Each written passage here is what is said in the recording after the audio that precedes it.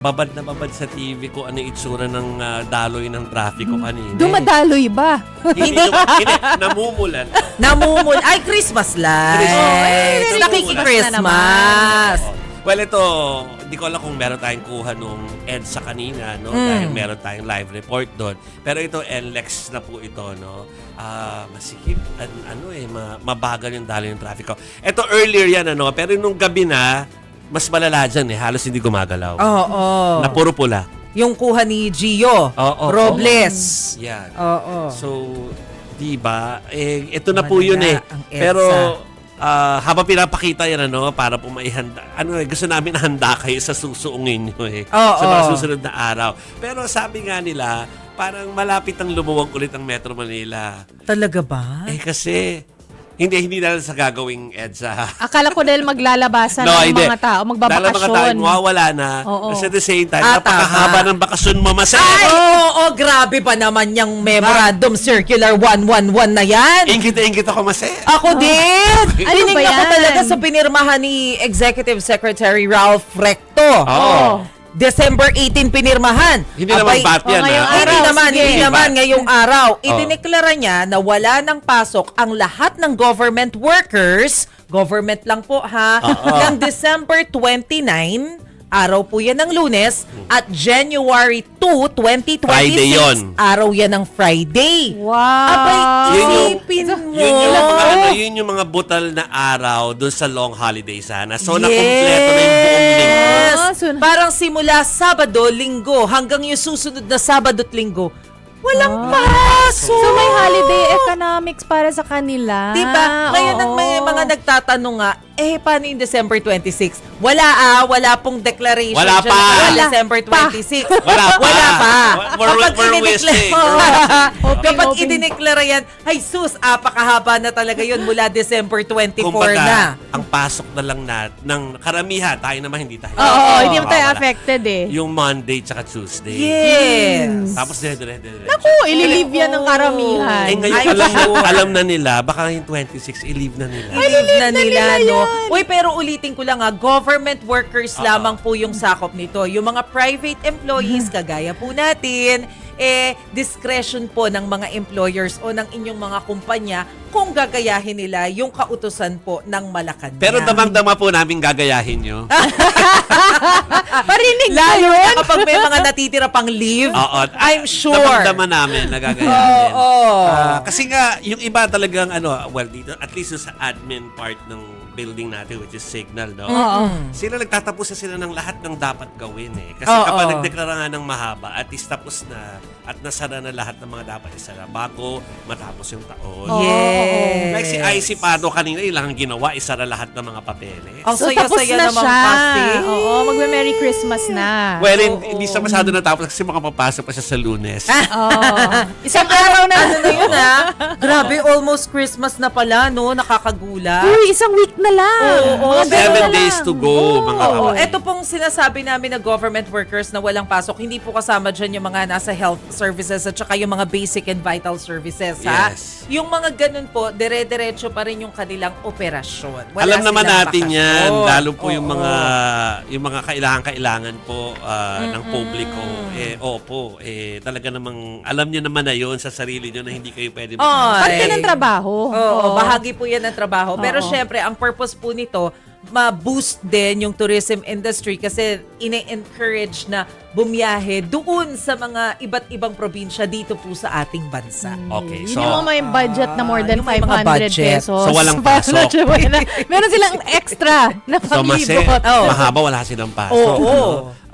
Tapos pakita natin ulit ang NLEX I'm sure maraming mag-exit at papasok diyan sa mga Yan. susunod na araw. Sa ngayon, And hindi Chiki, pa meron kang balita Oo. sa amin tungkol sa good news ng ating kumpanya tungkol sa NLEX at saka sa iba pa nating hinahawakan na tollways. Oo. Ito ang good news, mga kapatid. Libre ang toll fee sa Pasko at Bagong Taon. Kung Para meron silang sa- RFID. Oo, eto. Okay. Para sa NLEX, SCTEX, NLEX Connector, Cavitex at Calax. Wala na kayong babayaran dyan mula alas 10 ng gabi sa December 24 hanggang alas 6 ng umaga sa December 25. At para sa bagong taon naman, mga kapatid, free toll na rin mula alas 10 ng gabi sa December 31 hanggang alas 6 ng umaga sa unang araw ng taon sa 2026. Ayon kay Ay. Metro Pacific Tollways Corporation Chairman MVP Manuel V. Pangilinan, winave ang fee para mabawasan ang travel time sa peak holiday traffic. Speaking of traffic, abiso sa ating mga kapatid, magsasagawa ng stop and go scheme ang MMDA bukas para Oh, sa parade ng bakit? Metro Manila Film Oh, Festival. sinasabi na yan ha. May Oo. in-announce yan actually last week pa po. So alam nyo na po dapat kung saan kayo hindi dadaan. Tomorrow po yan ha. Oo. Dahil ang city na pupuntahan ay Makati to Pasay. Eto, reminder ha, babagtasin ang parada ang Ayala Avenue, sabi nga ni Jovi, Makati City. So, Ayala Avenue bago lumiko sa Makati Avenue, patungo po yan sa direksyon ng Circuit Makati. Grabe naman yung point of Circuit Makati. Gusto ko pa naman sana manood ng sine sa circuit bukas. Nandun pala ang endpoint. Magsisimula ang parada ng 1:00 ng hapon. Narito ang mga alternatibong ruta mula po sa MMDA. Pakita natin. Meron ba? Nasaan na ang alternatibong 8 kilometro mahigit ang parada this year. Oo nga. Ano to? Tama ba? 1 hour, 10 minutes? 40 minutes. 1 hour and 40 minutes. Yeah. 40 pala. Oo, yung Oo, parada 40. po. So, almost 2 hours. Oo. So, popromote ko na. Oh, game. Manila's finest. Kasama sa parada bukas. Ay, Gusto si nyo ba Papa makita P. si Papa P. Nandyan si Papa P. Naku. Si Enrique Hill ba gusto nyo makita? Nandyan si Enrique Hill. O sa mga naghahanap kay Joey Marquez at saka kay Ariel Rivera. Andyan Grabe. din. Nandyan oo. din. Tapos si Rico Blanco na kontroversial. O baka gusto nyo makita bukas. Nasa Ay. parada rin po yan. Ha?